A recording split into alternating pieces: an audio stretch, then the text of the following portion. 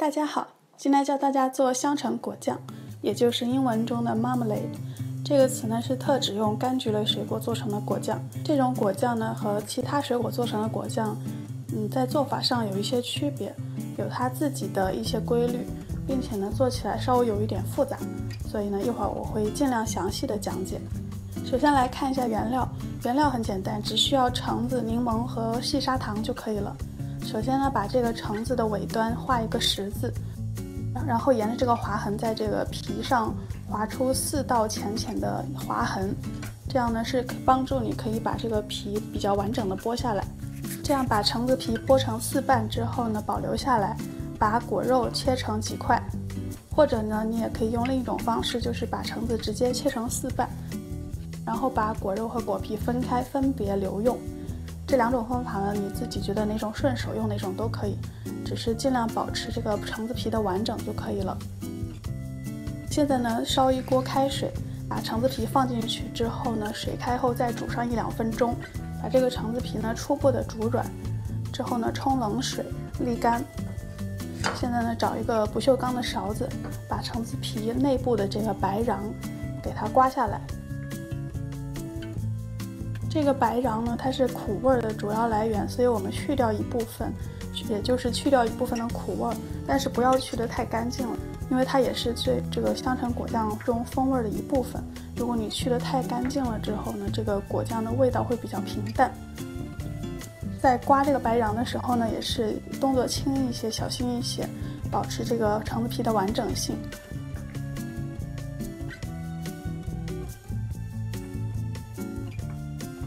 都刮好了之后呢，就拿几张橙子皮别在一起，然后这样细细的切成丝。这个切丝的粗细程度呢，也是看你个人的喜好了。有的人喜欢粗一些的，但我个人是喜欢细一些的。切丝好之后呢，放在一旁待用。现在把这个果肉放在果汁机里头，然后倒入清水。这个清水和果肉是有一定的比例的，具体的比例呢，大家可以看博客或者是看下面的文字描述。这样果肉加水打成果浆之后，找出一个大碗来，然后在上面套上一个纱布做成的布袋。因为我用的这个纱布呢，它的孔洞比较大，所以我套了2层，或者你也可以用单张的1大张的纱布也可以。现在呢，把这个果浆给倒进去，把渣和果汁分离开来。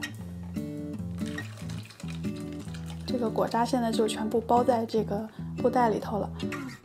把这个袋子和果汁一起倒到锅里。现在把这个袋子的口呢，把它系在这个锅的旁边，或者你也可以拿一根棉绳把它扎一下，让它固定在这个锅的旁边。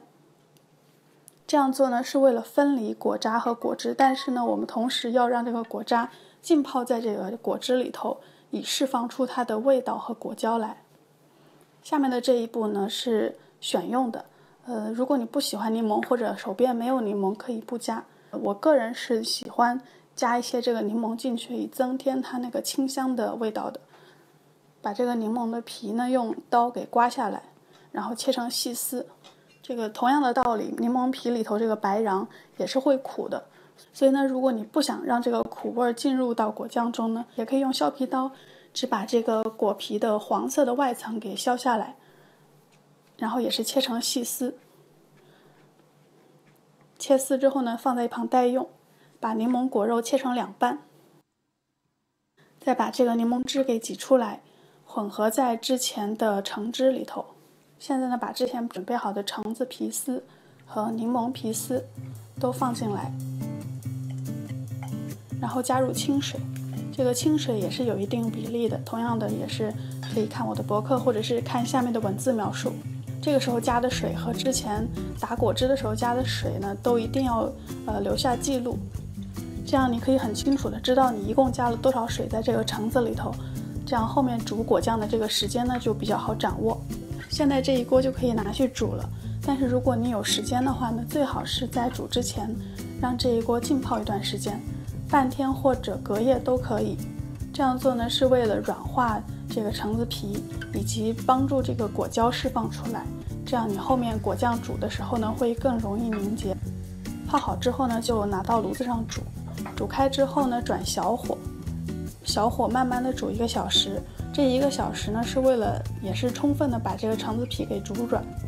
在这1个小时里头呢，你要时不时的拿锅铲去戳一下这个装果渣的这个袋子，也是帮助里头的成分能够更多的释放出来。煮了1个小时之后呢，就可以把这个袋子捞出来了。这个时候呢，拿锅铲稍微的挤压一下，这个时候它还很烫，所以你还只能用锅铲来把里头的这个液体给挤出来。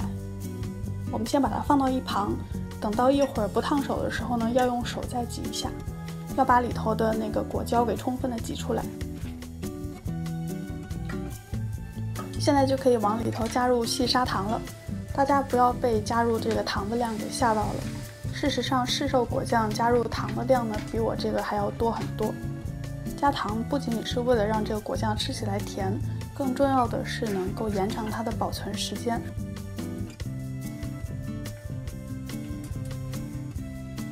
现在呢，之前捞出来的装果渣的这个袋子已经有一些凉了，不那么烫手了，就可以用手来挤它。一定要把里头这个胶状的液体完全充分的挤出来，因为这个果胶基本上都在这个袋子里头。如果你不把果胶彻底的挤出来呢，后面这个果酱也会比较难凝结。现在开大火，让这一锅处于剧烈沸腾的状态，这样大火还需要煮大概半个小时。在这个时候呢，你可以来准备一会儿装果酱的瓶子了。这些瓶子是需要用水煮来消毒的，就是把它放在浸没瓶子的开水之中，然后小火煮上大概15分钟，这样可以彻底的消毒这些瓶子。现在再回来看我们煮的果酱，在大火滚沸的状态下，大概需要半个小时，这个果酱会达到105摄氏度。如果你有一个厨用温度计呢，是最方便的。当它达到105度的时候，就说明这个果酱达到凝结点了，意思就是它冷却之后，它会凝结成固体。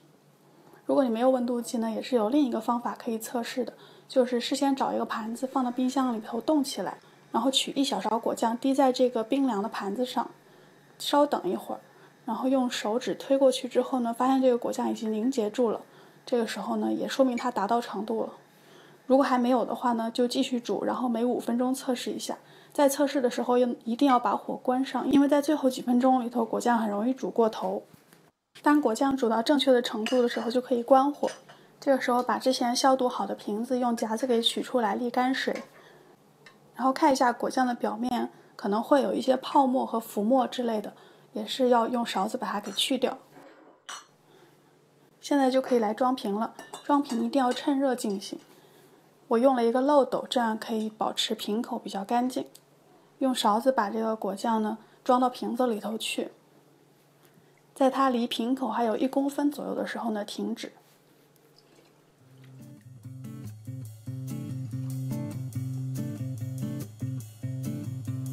现在把盖子盖上，拧紧。这个时候呢，只要轻轻的把瓶盖盖紧就可以了，不要太用力的去拧它。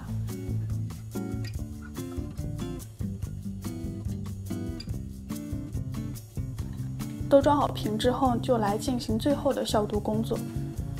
也是烧一大锅开水，在下面铺上一张干净的毛巾，这样呢也是为了避免果酱瓶直接的接触锅底。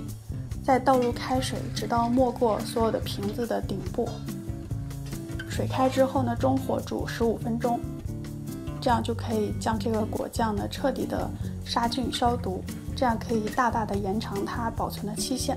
煮好了之后呢，也是用夹子把它捞出来。捞出来之后稍微晾凉一会儿。如果你的瓶盖上有那种凸起的钮，那么你会听到那个啵的一声，表明这个瓶内达到了真空。这个时候呢，把瓶盖再次的拧紧之后，把瓶子给倒过来，因为这个果酱里头有很多的橙子皮丝，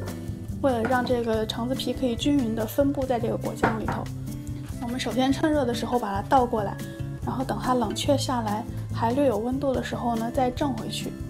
这样这个橙子皮丝就会比较均匀的分布在果酱中，而不会只集中在上部或是下部。冷却凝结之后的香橙果酱呢，就是这样半透明的啫喱状。里头有一丝一丝的橙子皮丝。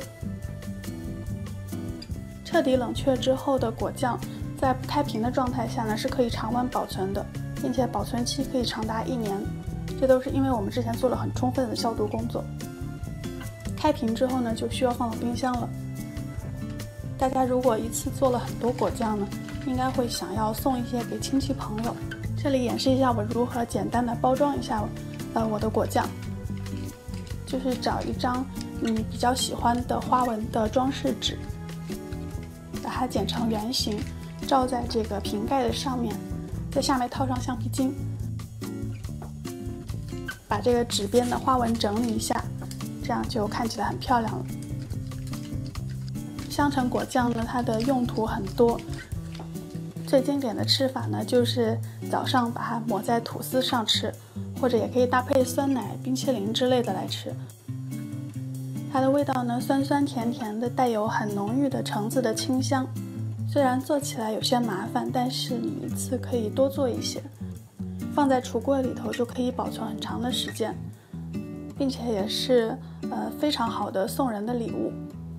希望大家喜欢这款味道很好的香橙果酱，谢谢大家的收看。